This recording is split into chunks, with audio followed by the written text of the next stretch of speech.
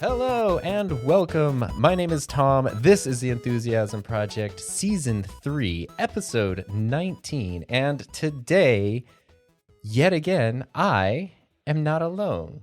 There's been a theme in the last few episodes, which is it's not just me like a crazy person talking to myself.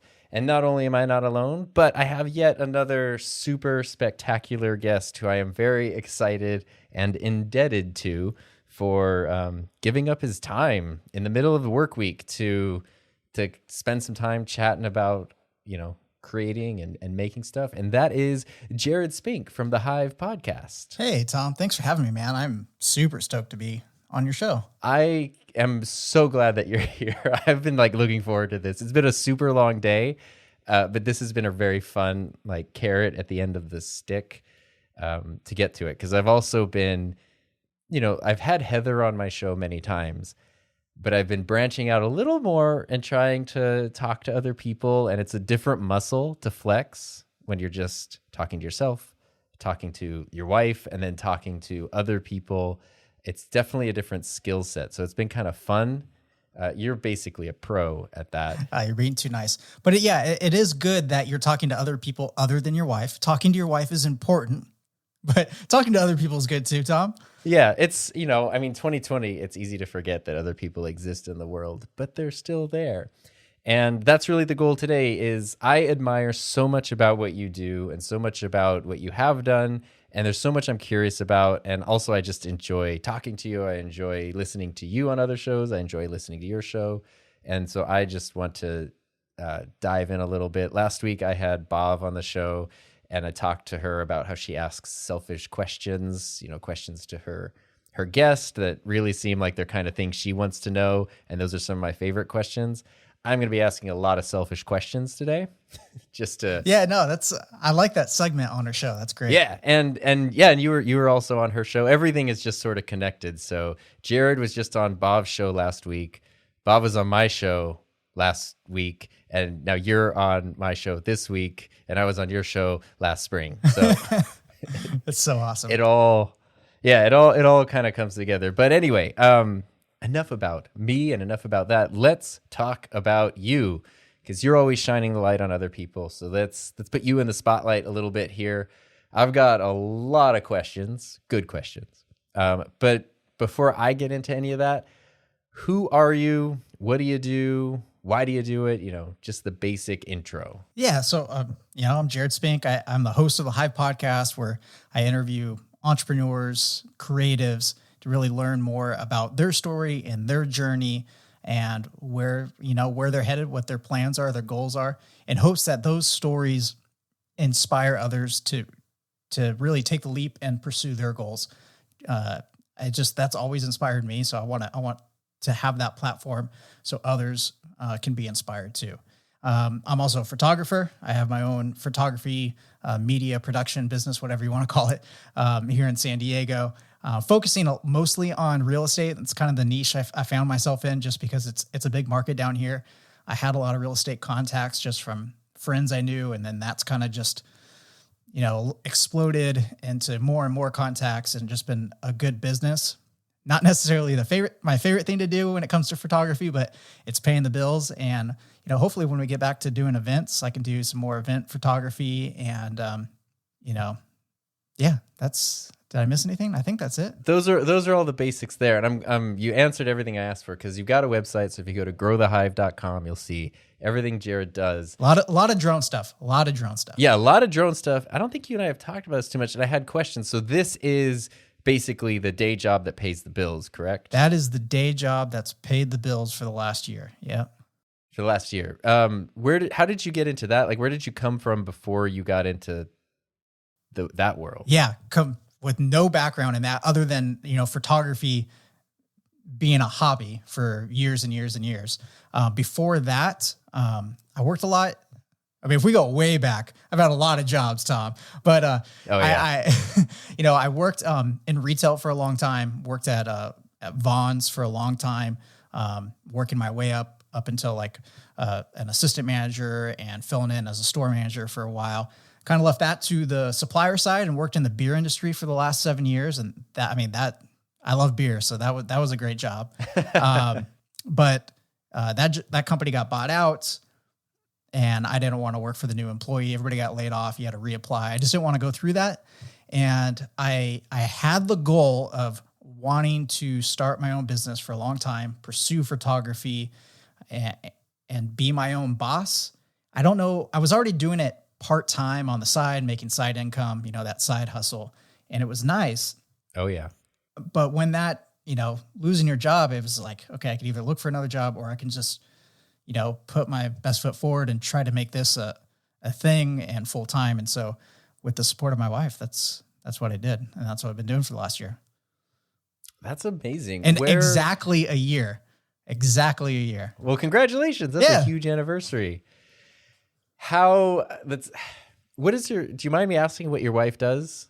Yeah, my wife works for a big electrical contractor. So they have offices all over Southern California. They're working on the new stadium that's being built here in San Diego. They work on big projects. So she works in the planning department. She's got like a real person important job. She's got a grown-up job. But she was on board. So when you were just like, I want to do this. This is my thing. This is what I think, is going to make me happy. She was happy to oblige. Yeah. I'm sure there was some hesitation and some nervousness involved for sure on her end. But she didn't show it very much and was very, very supportive. That's amazing. So does she understand now, like when you have to go lock yourself in a room to talk to a camera for a couple hours, like, does that seem crazy or does that make sense? Oh no, she gets it. She knows right now, like, oh, good. If she needs to use the restroom, she's not using the one right next to the office. She's going down the hall to use the other one. So you don't hear, anything in that other bathroom. Wow. She's super supportive. That's, these supportive partners in the backgrounds of the lives of content creators, especially those who work out of home studios, they probably don't get the credit they deserve because it's a very important role to fill. So I'm curious because working in grocery store, I used to work in grocery stores too, and lots of retail, lots of jobs as well. Grocery stores, beer, and then jumped into photography and video and all that kind of stuff. When and how did that bug bite you of getting into, cameras have always kind of been there ever since like elementary school. Man, I can't remember the grade, but it was a long time ago. And I remember in class we had a photo competition. They gave everybody one of those cheesy plastic disposable Kodak cameras. Yeah, we did that too. Yeah, and so there was two categories. I can't remember the category. One was like taking a really nice picture, and then also like capturing hardship, which seems like kind of a hard thing to do to ask an elementary school student. Like, and when I say elementary school, it was probably, I think, around third grade, like I did this same project in the second grade. Okay. So it's like second or third, right? It must be a thing. And so, anyway, I won that for like taking a picture of a sunset and getting, again, another cheesy Kodak plastic camera, but this one you could actually put rolls of film in. And I won the exact same prize. That's awesome. for almost the exact same. I took a photo of a sunset, but over a broken statue. Oh, okay. Very artistic. And my photo was on display at Kmart. Mine too. So it must have been like a Kmart sponsored Did we win the same contest? We must have. Because I don't think I only think we're only like a grade or two apart, like in years, I think. So I'm going to turn 35 this week. So we're like 2 years apart because I'll turn 34 in February. Okay, yeah. So I graduated in high school in 2004. So it must have been a thing Kmart did. I'm going to go ahead and guess that the camera you got for winning your competition was the exact same one that I got. That's awesome. Anyway, sorry. That I can remember that being an amazing feeling as a little kid. Like, I couldn't believe how that felt. So that's when the bug bit you of like, cameras are cool. Yeah. And as a kid, you pick them up, you put them down. I was really growing up in San Diego, really into action sports, a lot of skateboarding, going to the original X Games, seeing Tony Hawk, seeing the original, like some of those original, was it the 900 that he did at the X Games? Like, I remember those moments, and cameras and video kind of always went hand in hand with action sports because you want to capture that stuff. And I remember being out there with like, what are those called? I'm looking at one right now. Those, the instant pictures, whatever they're called. Like a Polaroid? Polaroids. Yeah. So I remember trying Yeah. to capture stuff with Polaroids, skateboarding, trying to catch the tricks of my friends and myself. And so it's always been there. And so it's always been a part of my life, but probably, in the last 4 or 5 years, got really more into it. As my wife and I traveled, we love traveling. We travel a lot to different countries around the world and being able to take really cool pictures and capture those moments. So it's always been a part of my life. And at one point I just decided I'm spending a lot of money on this hobby. So let me see if I can try making some money. I love that because I relate to it so heavily, because you hit that point where you're just, all those photos traveling around, those are just for you, right? Like they're not going on a channel. That's probably even before like Instagram was a thing at a certain point. Yeah. And you start getting a lot of that feedback of hey, these are really good. These are really nice. You get so much of that feedback. You're like, I wonder if I can make money doing this. So you give it a shot. Yeah. And how do you like it? How is it going? The overall actually having to do it as a job, because I've heard a few people, I've had thoughts about doing full-time content creation in the past and currently. And there were times maybe about 10 years ago where I was thinking of doing photography, like when the economy sucked. And I was like, I don't know, you got to build something yourself, I guess. But I had a number of people tell me that they took photos, they loved taking photos, but as soon as they used their camera as the tool to pay their bills and put a roof over their head, it sort of took on a different feel for them. And some people thrived under that and other people, did not thrive under that. So how do you kind of balance that pressure of turning the thing that you just love doing into the thing that also now needs to be how you support yourself? Yeah. It's difficult. And at some point, a job's a job, right? No matter, even if you're doing what you love. I worked in the beer industry for 7 years. And when I first started, this is awesome. I get a ton of swag. I get to drink a bunch of free beer. I get a company car that says, XYZ beer on it. And it's awesome. But after a while, it was a job. I was selling hoppy water. Okay. And same thing when it comes to photography. I love it. Do I enjoy driving all over the place and doing real estate, photography? Not all the time. You get to see some beautiful homes and get some really cool shots, especially living here in Southern California. I'm on the coast, so you see beautiful views.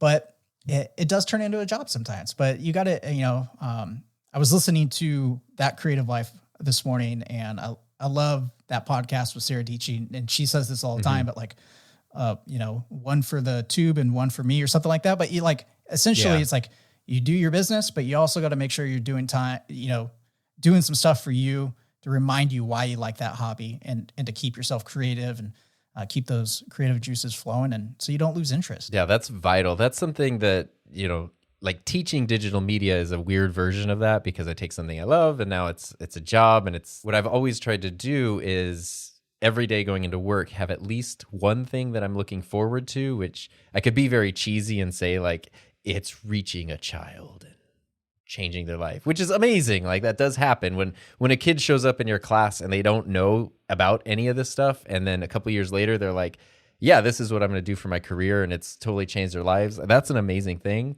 But at the same time, sometimes I just need to go I am going to set up a new light today and it's going to be cool.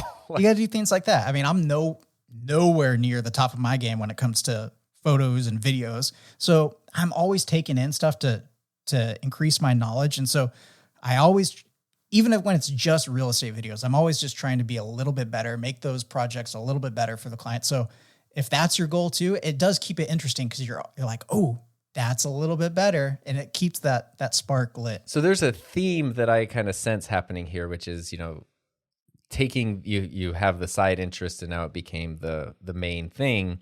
But now it's almost as if there's now another, a side hustle to the day job, which is your personal content creation, for lack of a better term. But having a podcast, there's also a YouTube channel that's growing really rapidly now. And those are things that seem like it's for you. It's not for clients. It's not for anybody else. It's your endeavor that you're in charge of, right? Yeah. And it's also a place where I can practice new techniques and skills and test out new gear, so I can take that and apply it to the business and, charge more. Yeah. I mean, it is absolutely all connected in one way or another, but it's been, there's so many different things that I want to go into. Hey, I got all night, Tom. Perfect. Because so about a year ago now, you started full-time photography professional. Yep. That's the job. And then it was 8 months ago now that you started your podcast, maybe 8-9 months ago. Yeah. I was looking at it. I thought it was March, but I think it might've been April when I go back and look at the episodes. And then for some reason in my head, I just always think January and I have no idea why. Yeah. But it was like March or April. Yes. And then the YouTube channel was like almost a year before that. Right. And then not that I'm looking at your YouTube channel right this second or anything, but the YouTube channel has a decent collection of videos on it. And so you've been doing that before the podcast. Mm-hmm. Before the podcast and even before the business. Okay. So while you were still doing in the beer industry, you were like, hey, I'm going to start up a YouTube channel. Let's go chronologically. Okay. So what about, what happened that time ago? I'm looking at a video right now that says how to start a YouTube channel. Is that the first one? Yeah. That was horrible. Guys, please don't go watch that. Do not go watch it. I'll put a link in the show notes. No, just kidding. Fast forward to the very end and see the bloopers I put in. Did you have bloopers? Did you post bloopers today? Actually, I did, to Twitter? and I just sometimes I do, sometimes I don't, and I just love it because I just love watching myself and just laughing like, oh my gosh, I'm such a kook. I mean, to me that's perfect. It's a great use of the different platforms and stuff. But it's funny because everybody. I don't know how you felt about your first video when you made it. Like the day you made it, the day you edited it, were you proud of it? Oh man, I was so stoked. Yeah. It's an amazing feeling. Like you did it. You've seen other people do it for all these years and now you did it. And it's like, I don't care what the video is. That's a huge accomplishment. It's an amazing feeling. And I remember myself doing that and I told Heather, like, I did it. And she's like, congratulations, this is amazing. She's like, I can't wait till you look back at this video and just like can't watch it. And I remember thinking, that's what most people do. That's not what I'm going to do. This video is good. I'm going to look back on it and feel proud. And now every once in a while, like somebody will leave a comment on that video because somehow they're still watching it for some reason. And I'm always like, oh my God, please don't be watching that. What are you doing? But that's part of the process, and you got to get through those feelings. You're always your own worst critic. Always. But what made you want to start a YouTube channel way back before you were doing any of this stuff otherwise? Yeah. So, when I started really getting into photography, of course you start YouTubing how to do certain things. And this is back when right when it was starting to get popular, I found Peter's channel.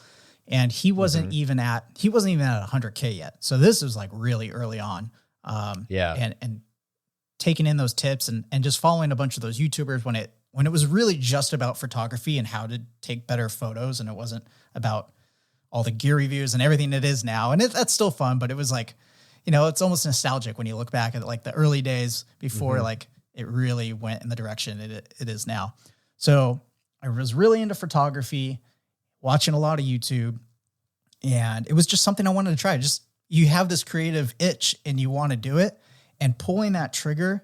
I mean, it was something I wanted to do a long time. Pulling that trigger is so difficult, but, yes, something I haven't really shared too much. I haven't really shared publicly at all is, right before starting that, what kind of helped me pull the trigger is my wife and I were going through a very difficult time, with her health. So, shortly before that, she was diagnosed with a brain tumor, and it was really big.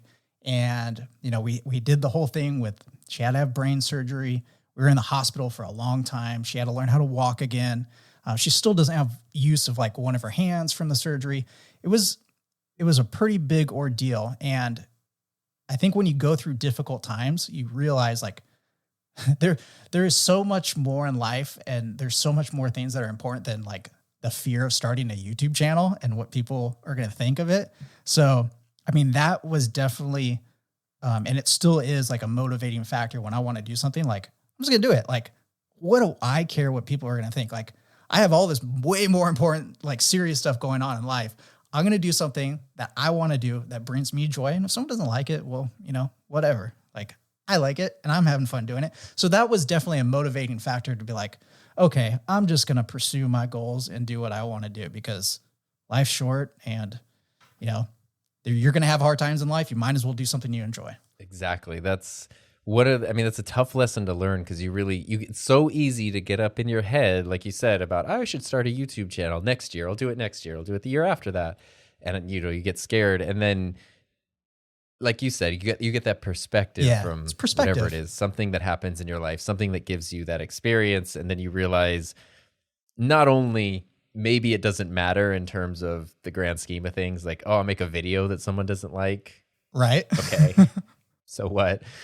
But the more important thing is then you're also kind of like, this is the time that I have. And if I want to do this thing, and there will literally be a point where it's just not something you can do. And then you look back at your life and you're like, there was a thing I really wanted to do that probably actually would have been kind of easy to get started. And I just didn't do it. And now I'll never get the chance to do it. And to me, that's very terrifying. Yeah, it's interesting. It's funny how certain things can change your perspective and really make you want to pursue what you want to do. And, even if my videos aren't good, even if the podcast isn't good, like, it's still going to motivate somebody to be like, hey, look at this guy is not good and he's still doing it. So there's no reason I can't do it. So, just go out and create. Yes, you're correct. But also you're really good at what you do. So I'm so sorry that was the inciting incident that kind of launched everything going. And I hope your wife's doing much better now. And I hope I just hope you guys are in a much happier, healthier place than dealing with all that. But I'm glad you got started. I'm glad that fire got lit and things got put in motion because you've been such a great example. I don't know how many times I've used you as an example of you started your show in spring of 2020 and you focus on creatives and entrepreneurs. And, there's a lot of people from the YouTube world on there. You've had some pretty incredible guests, even from the beginning, actually. You emailed me kind of out of the blue. I'm episode 7. And you were like, hey, you want to be on my show? And I was like, sure. It seemed very legit. And I think you had just hit 20, right? Or we're almost at 20 at the time? Probably not even. Maybe 10. Maybe I just hit 10 or 15 or something. But you seem very legit. And I was like, oh my God, okay, I've got to do this. And then it was right afterwards, you had, I'm looking at the episode list. You've got Dave Mays, Sydney DeYoungson, Peter Lindgren. I don't know who would want to do a podcast with Peter. Yeah, that guy's crazy. But there's Danny Giverts, who's blowing up right now. Tommy Calloway, Valentina V. Everybody's amazing. Heather Ramirez. Don't know how you managed to book her. You had Gerald Undone. It's just and it's become one of those things where even when I don't necessarily recognize somebody's name, I just know that, when I tune into Jared's show, whoever he's talking to, it's going to be interesting. It's going to be a great conversation, and I'm going to be left wanting more. I'm going to be sad when it's over, which is it's a good thing for your show. So congrats on all that success, but also, the fact that episode 6 was Dunna from Dunna Did It. How did you just kind of go for it and just approach these people who, when you're just starting out and you're like, well, I created my account and I'm brand new. Now I'm going to approach someone for a show. How do you even begin doing that? Yeah, I think it all just starts from the fact that I don't care what people think. If they're going to say no, they're going to say no. What's the worst that's going to happen? So yeah, I took the leap, just took the jump. You're the only one that is going to make things happen for you. No one's going to approach you and say, hey, you know what would be really cool is, hey, I want to be guest 7 on your podcast, which I've never heard of, right? That's not going to happen. You got to make it happen for you. So just researching the people I want to have on and putting, a professional request together to say, hey, this is what the show's about. This is why I want to have you on. Would you be interested? And that has seemed to work. That's amazing. I'm glad that people are so open to it. I'm sure not everybody you ask says yes, but you just this week posted episode number 30. I don't know. Have you missed a single week? You've been wildly consistent. Yeah, there was a few times. I went on vacation about a month ago. How dare you? I just didn't feel like putting together like a recap episode or something. Like I was on vacation. And then at the beginning of the summer, I think I missed a couple of weeks just because I didn't have my act together trying to get guests, ahead of time. Yeah.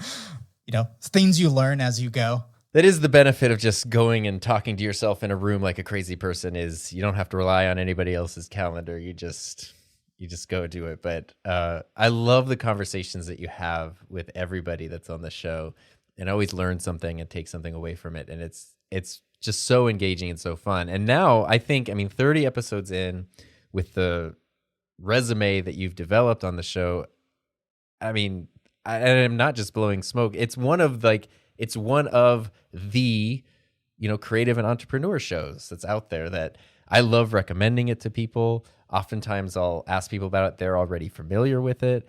So you just sort of jumped in and went for it, and it worked. It's cool to hear because, when you're in your little home office, talking to a camera and recording an episode, you have no idea who's out there listening to the show. Yeah. That's the same thing that's happened with this show here. I started this show with zero. I've never promoted this show other than recently I started posting little snippets on Twitter, like literally 2 weeks ago.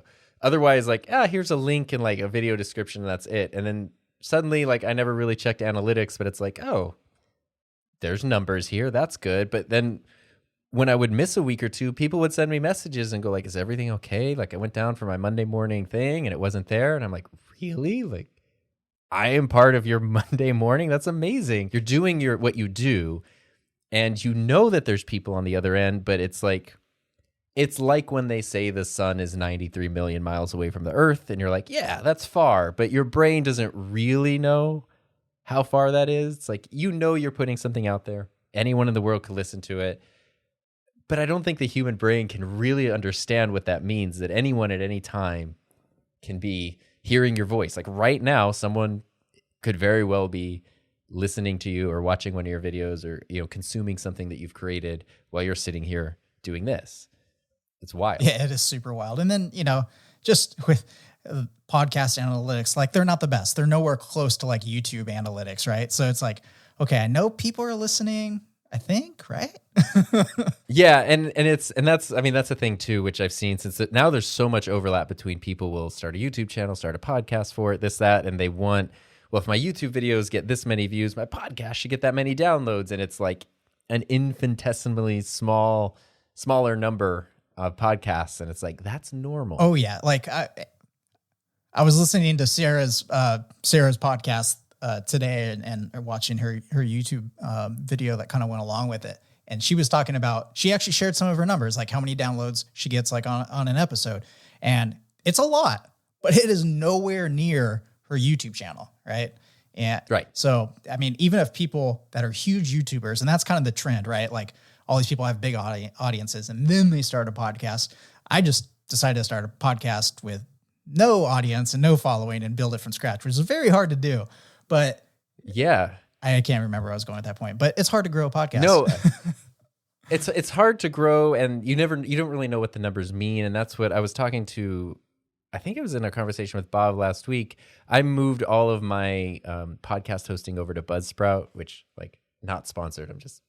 I really like Buzzsprout right now. But I was on an episode of their podcast and we were talking about analytics.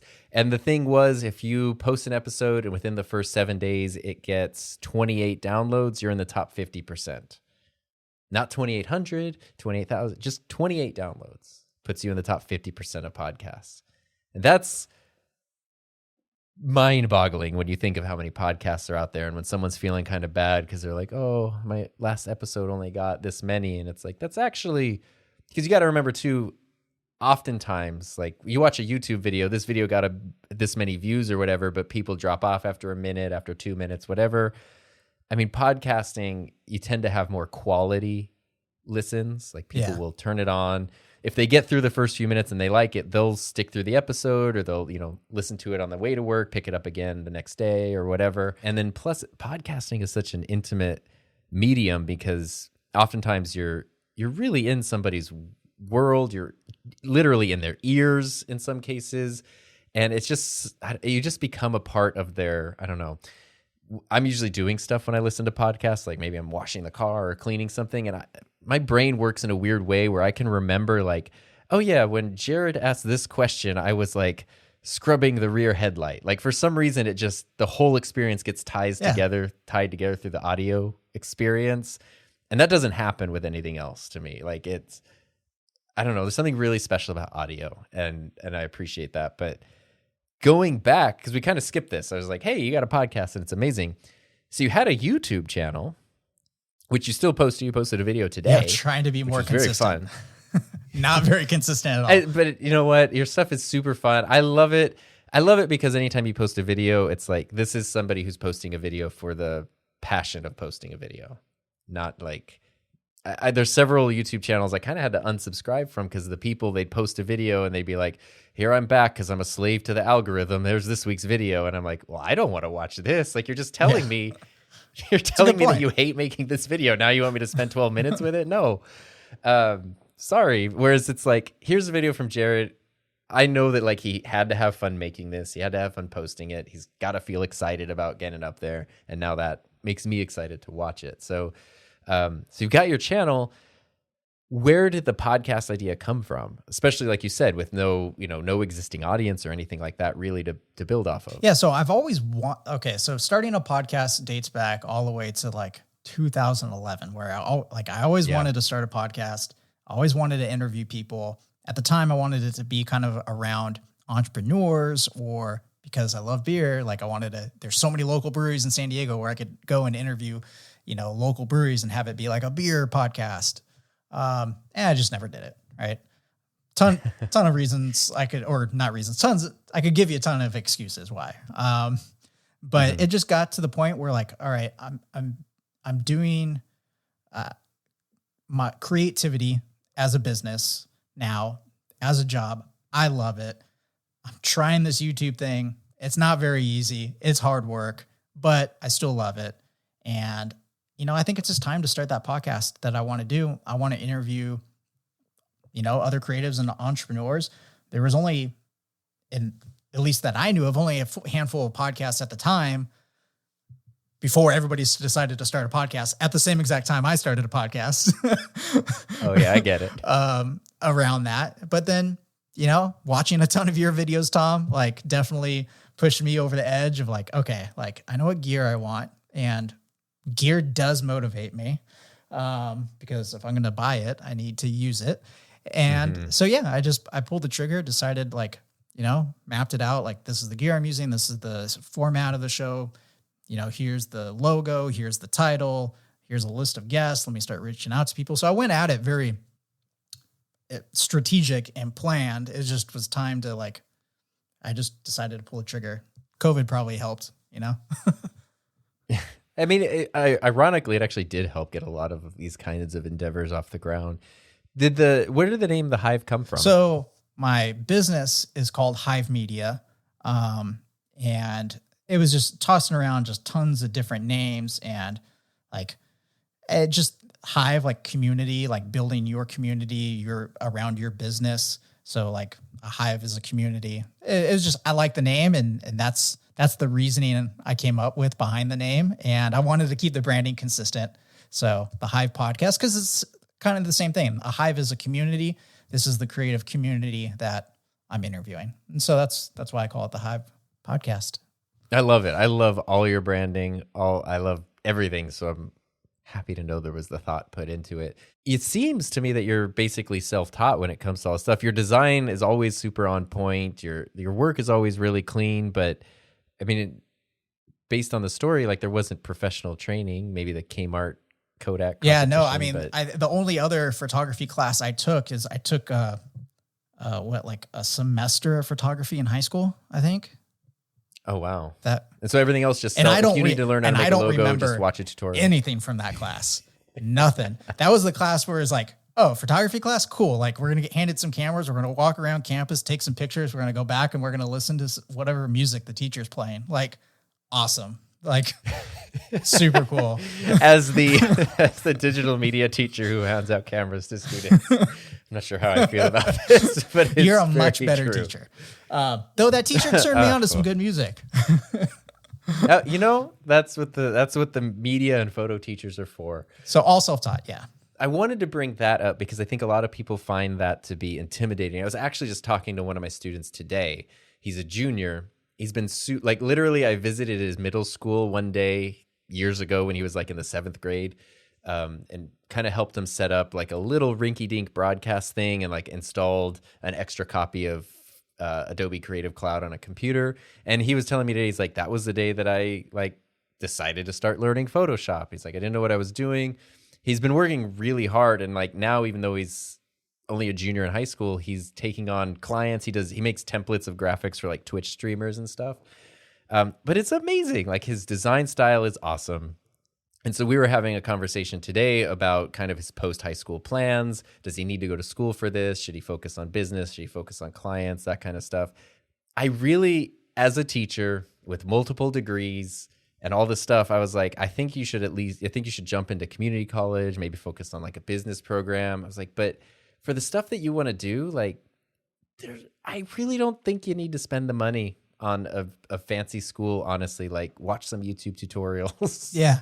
And just make stuff, just practice. I mean, depending on who you want to work for, like sometimes you have to do that just to say like, here's the piece of paper Right. I spent thousands and thousands of dollars on, Yeah. so you can see it when you ask for it.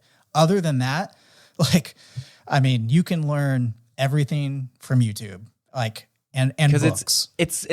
It comes down to your portfolio and what you can do. And, and that's what I tell my students all the time. And even sometimes like my school site will be like, we need to certify our students in Photoshop. And or Adobe or whatever. And I'm like, we can, but that's honestly just like a money-making scheme from Adobe. It doesn't mean anything to say like, I have a Photoshop certificate, because the next question are people are going to go, cool, let me see your work.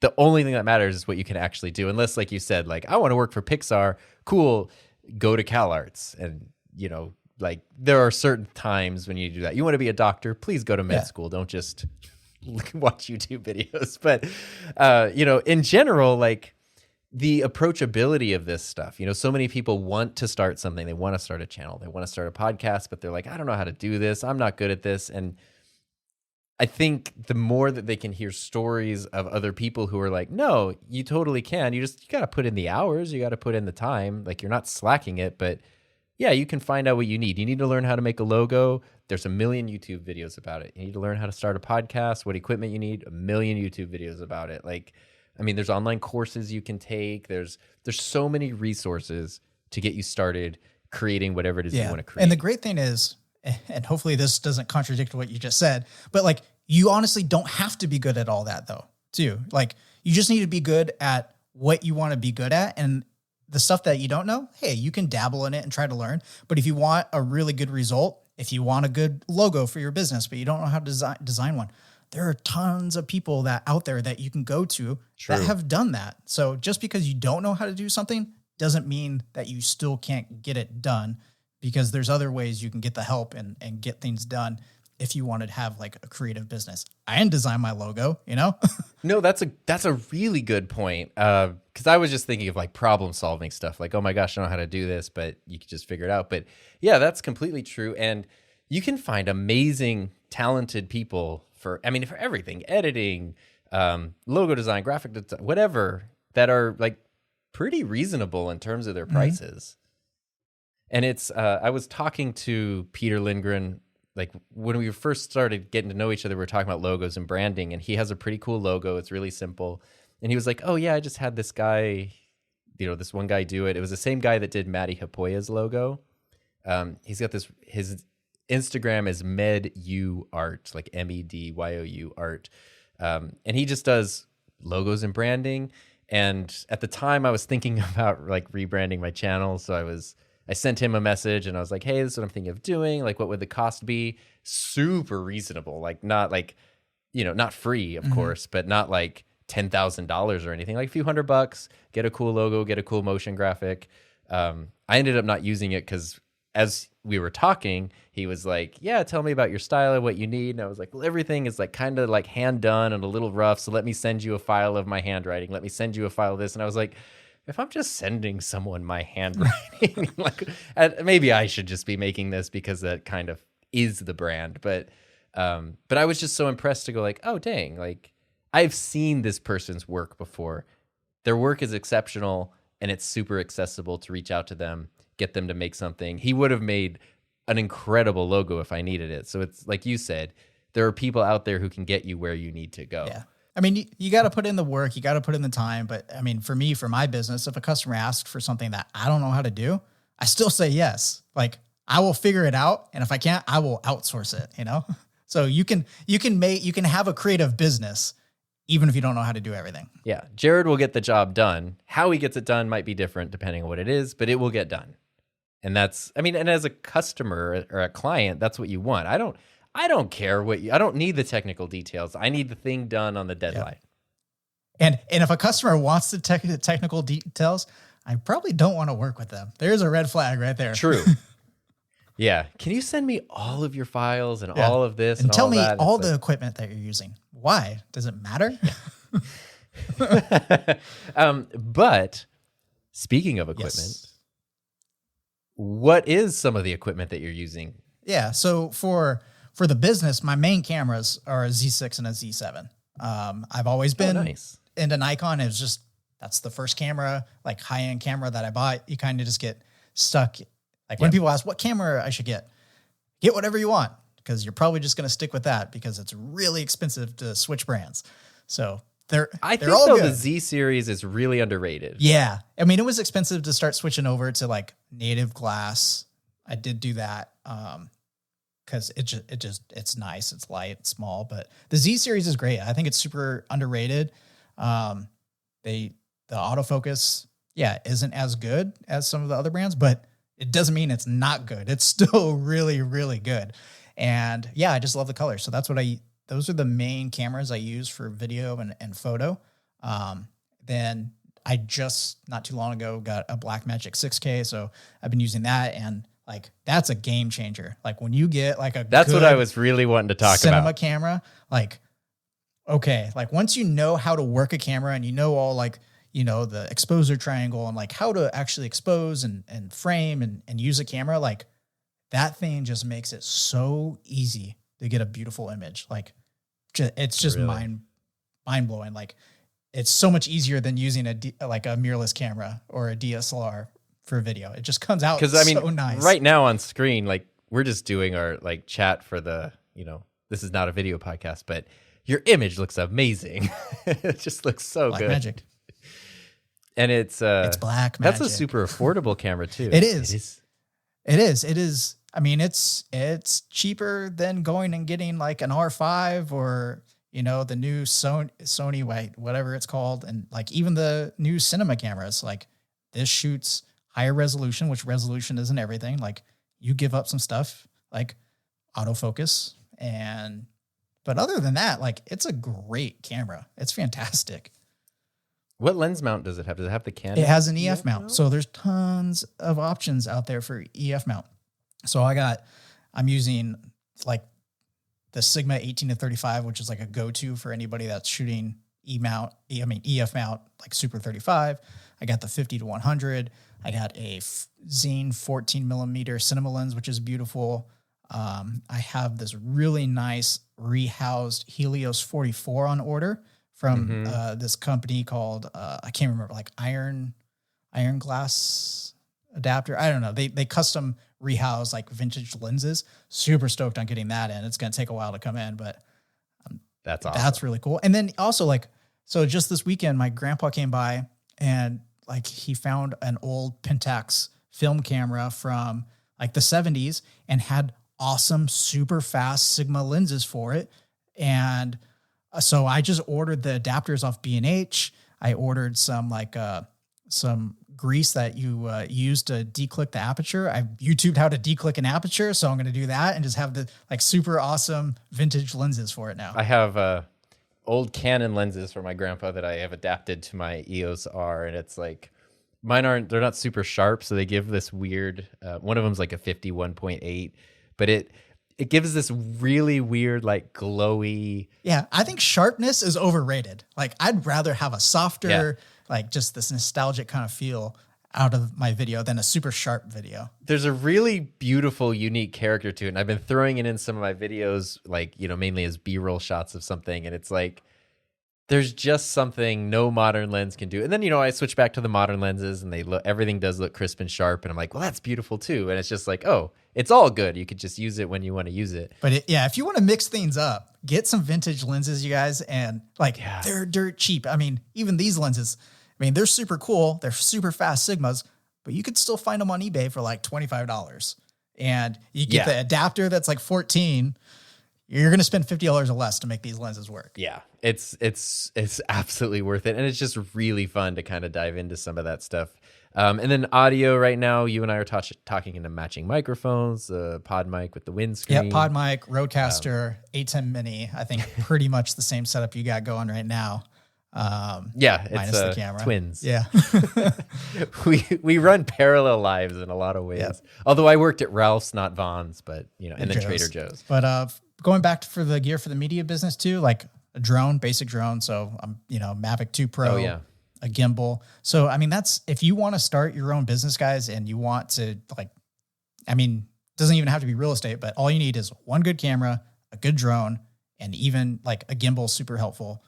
Those 3 things, you're good to go. Start your business. Yeah.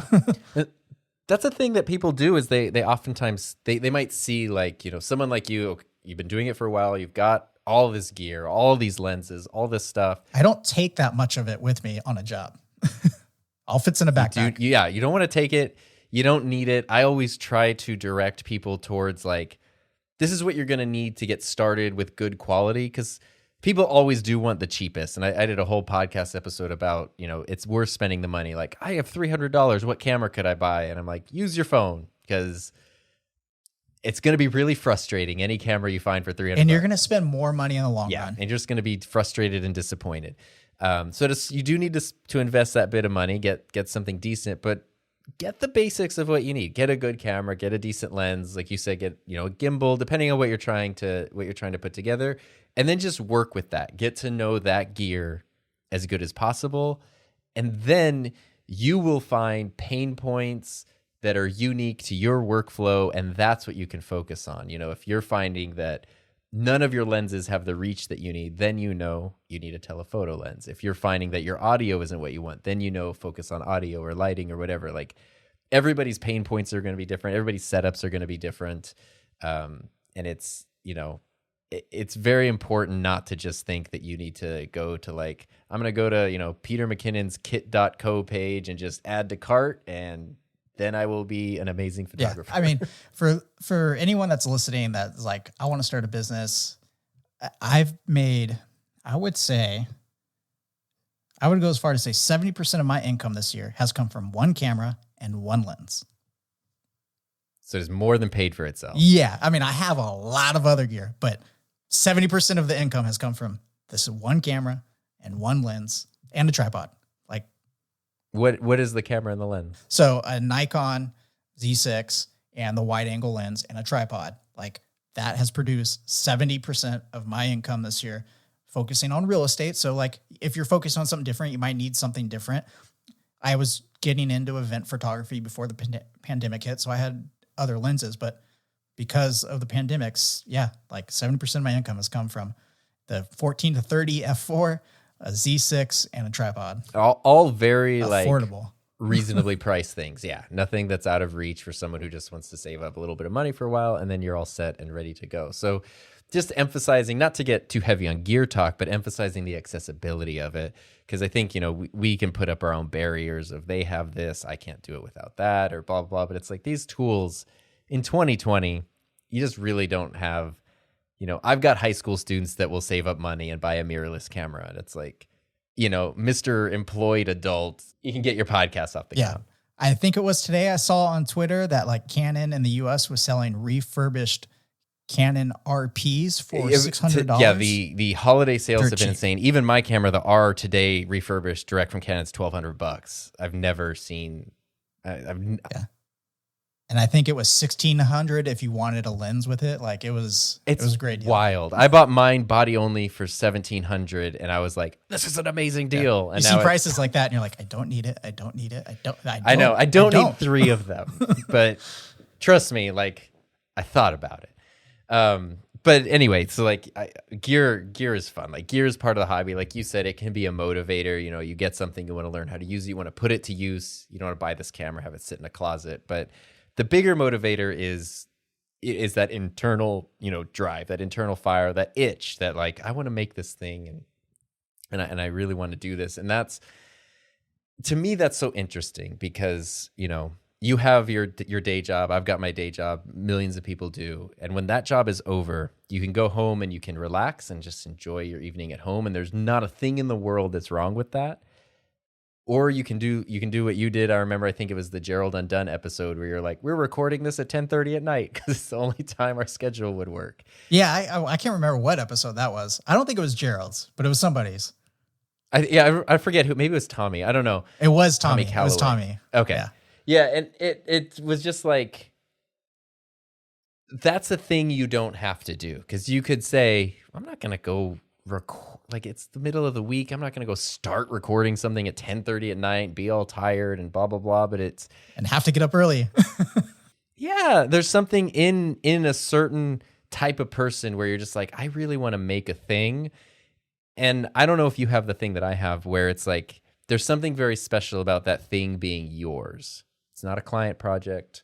It's not an employer project. It's your thing. Like you're in charge of that. Yeah. I mean, the podcast, the YouTube channel is mine. I don't put I'm trying to put more effort into that, but like the podcast is definitely like, it's mine, but it's also like everybody else's who's been on the show, which I love, but like I don't have to do it. I make zero money off it, right? Like nothing. It just takes time and money. Like I'm doing it for nothing, right? Because I want to, and I want to share those stories. And it's the whole motivation behind it. Like, doesn't mean I'm not going to make money off it in the future, but I'm doing it because I want to. And I think everybody should do, it goes back to when I was talking about like the stuff me and my wife were going through, it's just like, you got to do what makes you happy and just like pull the trigger. Life's short, guys.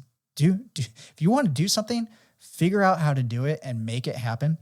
And it doesn't mean that you just like, if you want to work for yourself and take pictures, it doesn't mean like you go in tomorrow and you quit your job and you go spend thousands of dollars and get in debt. Like, no, be an adult and be responsible. Find out how to make it happen and make it happen for you, because no one's going to do it for you. You're the only one. Right. And I had those conversations with my wife, like, hey, this is what I want to do. Like, this is what we're going through. Like, I'm not happy. This is tough. Like, I think this will make things better. It'll ease stress. And like, just be an adult about it, but make it happen. Don't be afraid. What was her reaction? I mean, I guess it wasn't, I'm sure you didn't blindside her. Like she had no idea you were considering this, but when you sat down and she does get blindsided a lot. I got to give her credit because I do think about things a lot, and like I'll meditate on it and like just let it marinate for a long time, and I'll do my research and everything, and like I'll be ready to pull the trigger, and it's like, all right, babe, so I want to do this, I want to do it, and I want to do it tomorrow, and then here's everything I learned. I do that a lot, and if she's listening, I am very sorry. I got to be better at that. How long have you guys been married? So it'll be 10 years in May. Wow. So congrats. 9.5 years? Yeah. That's amazing. That's a big one.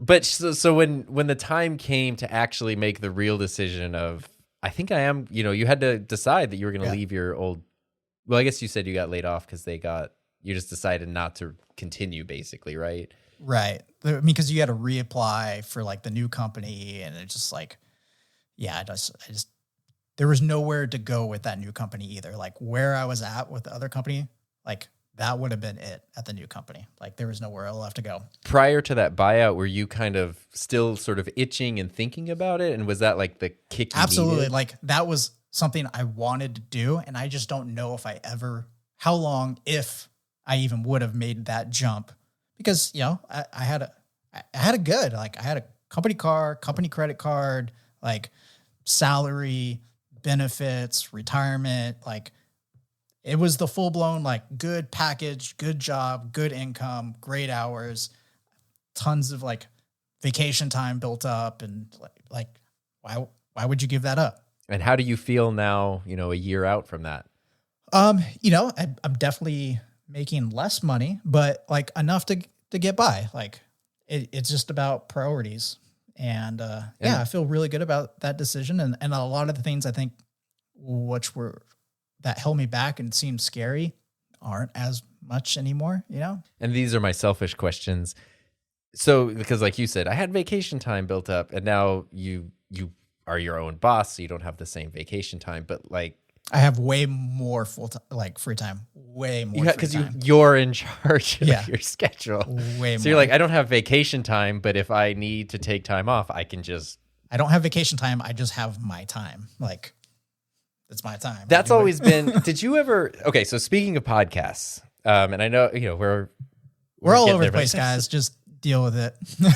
It's fine because it's all there. But speaking of podcasts, because you said you were into podcasts since like 2011, did you have any that were, like, do you remember like what the first major podcasts were? Oh yeah, to that really, and I still listen to them. This American Life, like from the beginning, Yep. always. Wait, don't tell me. Like, absolutely love it. Like those were kind of the original ones, especially This American Life. Like I listened to that all the time, every Monday. Still do. Great podcast. Yeah, that's a great one. And I'm glad you brought that up because I'm hoping the answer is yes. Did you ever listen to S-Town? No. You didn't? No. Okay. Well, Merry Christmas, because I have just given you a gift, which is I think S-Town has to be my favorite podcast. It's produced by This American Life, so you kind of know where the quality and the style is going to be. It's only 7 episodes, okay. So it's a very self-contained series. It lasts through the whole thing within a week. I've listened to, I think I'm in my 5th re-listen of it. It came out in 2017. It's an amazing story, amazing production value, the whole thing. Like it takes a turn in like the 2nd episode that you really just don't expect. It's so good. Like literally listening to the whole series is worth it just to, if nothing else, to get to the last 10 minutes of the last episode, because it will give you like goosebumps. It's just so good. I'll have to check that out. It's such a good, and it's not even, it's real life. It's not like it's fiction or anything. It's just so beautifully put together. So I got one for you if you're not listening to it. Snap Judgment, also produced by NPR, is, all the This American Life crew. So Snap Judgment, super good. Cool. Okay. I'm on board because I basically love everything that they put together. It's like, hey, if I put time and like effort into my podcast, it could almost be not as good as theirs still. But yeah.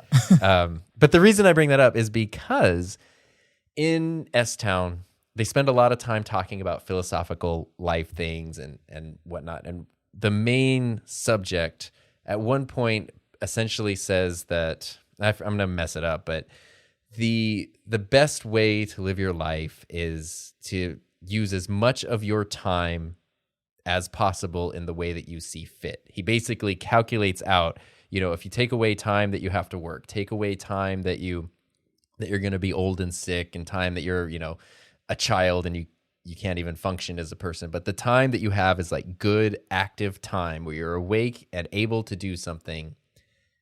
Being able to take as much of that as possible and use it the way that you want to as much as possible. That was kind of his definition of a well-lived life.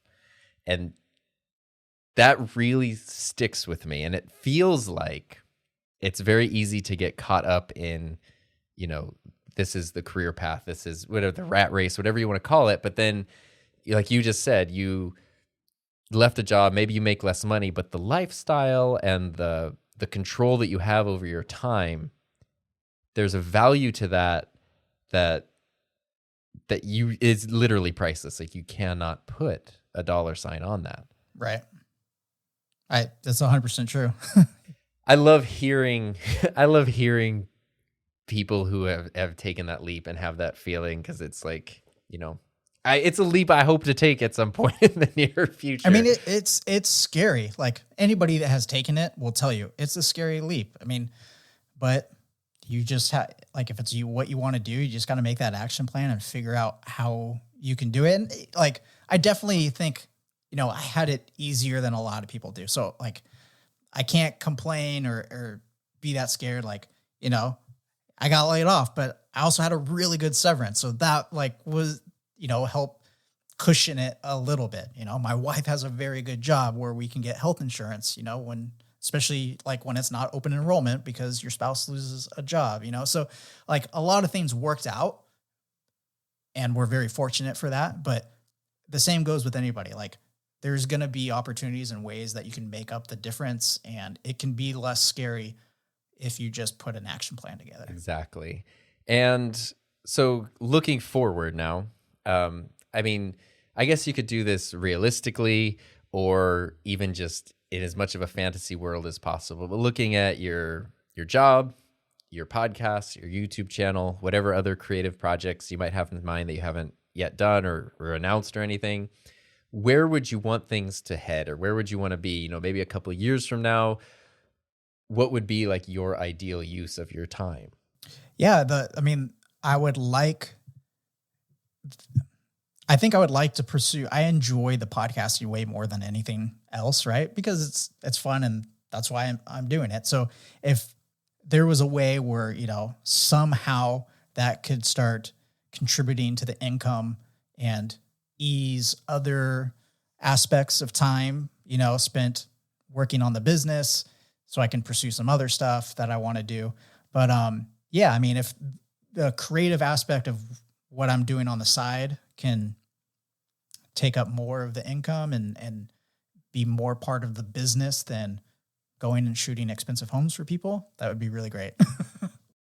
So that's cool. So it's just something that you kind of plan to continue for the foreseeable future. Yeah. Just kind of keep going with it, see where it grows. And for anybody that's looking like, hey, I want to start a podcast and I want that to be my business, or hey, I want to start YouTube and I want that to be my business, or whatever. I want to make films and like, I want that to be my business, whatever. Like it's never going to be your business and contribute to your income. Like from day one, you have to start somewhere.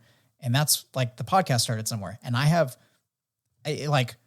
don't like the way podcasts make money right now. Like I'm not a big fan of how like the structured way of how to monetize a podcast. That doesn't mean that I won't like have to bite the bullet and incorporate it somehow, but like that's not what I want to do. Like I don't want to read a mattress ad. I don't want to read it. Yeah. Right. So, like I got to figure out how I can do that, but I definitely don't want to do it by reading just ads. Like maybe if it's something I'm really like passionate about, like I would be into it. But yeah, like there's platforms out there where I can go get a sponsorship right now if I want to read a 30-second or 60-second ad, but like that's not what I want to do.